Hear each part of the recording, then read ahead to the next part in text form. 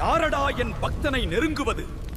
அதர்மத்தின் நிழல் என் பக்தனின் மேல் படர நான் ஒருபோதும் அனுமதிக்க மாட்டேன். பொறாமை எனும் தீயில் வெந்து என் பிள்ளைக்கு தீங்கு செய்ய எண்ணம் கொள்பவன் எவனோ அவன் என் அக்னியில் எரிந்து சாம்பலாகுவான்.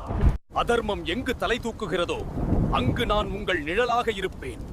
இமயமலையின் உறுதியுடன் நான் உங்களை பாதுகாப்பேன். நீ தர்மத்தின் வழியில் நடக்கும் வரை எந்த ஒரு சக்தியும் உன்னை வீழ்த்த முடியாது. உன் கண்ணீரை துடைக்க என் கரங்கள் எப்போதும் நீண்டிருக்கும். பயத்தை விடு, பக்தியோடு எழுந்து நில். உன்னுள்ளே நான் இருக்கிறேன். உன்னை ஏமாற்றுபவர்கள் உன் முன்னே வீழ்வதை நீயே காண்பாய். உன்னை ஏமாற்றுபவர்களின் சதிவலைகளை நானே அறுப்பேன். அஞ்சாதே, நான் உனக்கு கவசமாக இருக்கிறேன். உன் எதிரிகள் தொடுக்கும் அம்பு என்னை தாண்டி உன்னை வந்து சேராது.